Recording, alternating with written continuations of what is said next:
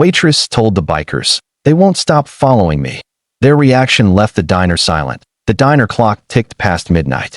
Only the hum of the coffee machine and the soft clinking of dishes broke the stillness.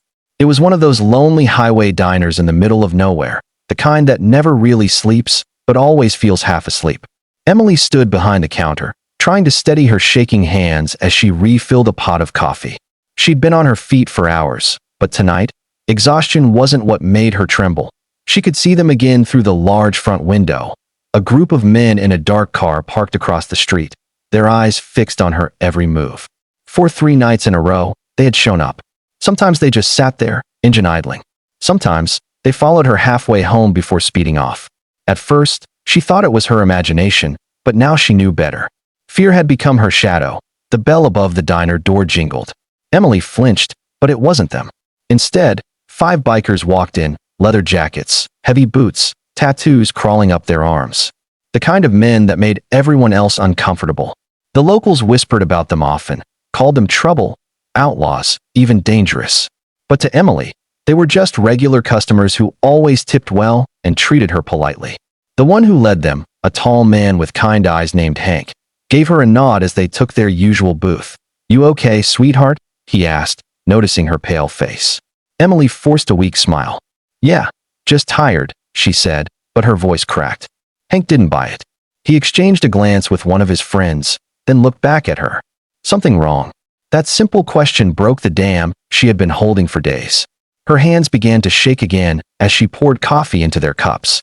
Then, in a whisper that barely escaped her lips, she said, "They won't stop following me." The words hung in the air like smoke.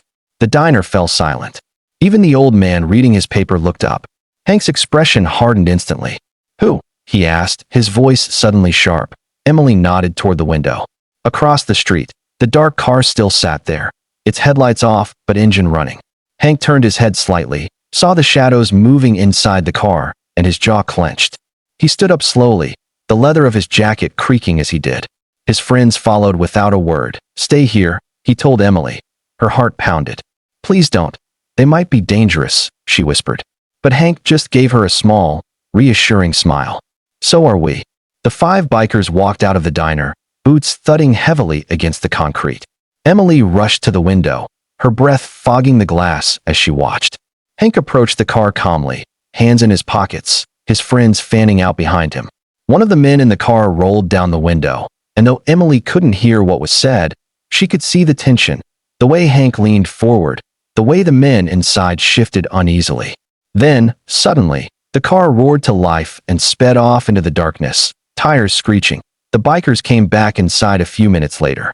Hank slid back into the booth, picked up his coffee, and took a sip as if nothing had happened. "They won't bother you again," he said simply. Emily stared at him, wide-eyed. "What did you do?" she asked. Hank smirked. "Just had a friendly conversation. Let's just say they realized they were following the wrong woman." Tears welled up in Emily's eyes. For days, she had felt trapped, terrified, powerless. And now peace. She wiped her eyes quickly, embarrassed, but Hank reached out and gently patted her hand. "You don't deserve to live in fear, kid. You got people watching out for you now." After that night, the car never returned. The bikers made it a habit to stop by the diner every few evenings, sometimes for coffee, sometimes just to check in. They'd sit in their usual booth, laughing loudly, making sure everyone in the diner knew Emily wasn't alone anymore. The customers who once looked at them with fear began to see them differently. Protectors, not threats. Weeks later, one rainy night, Emily found the courage to thank Hank properly. She stepped outside as they were leaving and said softly, "You didn't have to help me, but you did." "What?" Hank smiled, lighting a cigarette against the cold wind. "Because years ago," he said, "someone helped my little sister when she was scared. I wasn't there for her then, but I can be here for you now." That night, Emily cried, not from fear this time, but from relief. For the first time in months, she slept peacefully, knowing that sometimes, angels didn't wear wings. They wore leather jackets and rode motorcycles. Months turned into years. Emily eventually saved enough to move to a new city, start a new life, and open her own small cafe. She named it Haven's Diner, a quiet tribute to the night she found her courage again and the strangers who reminded her that kindness can come from the most unexpected places. And sometimes, When the doorbell jingled in her new cafe and she saw a group of bikers walk in, she smiled, because she knew what the world often forgets, that strength and compassion are not opposites. They are the same thing, just wearing different faces. Sparkle's inspiring message: never judge people by how they look. Sometimes the ones who seem rough on the outside are the ones who'll stand up for you when the world turns its back. Courage, kindness, and loyalty often come from where we least expect them, and they can change a life forever.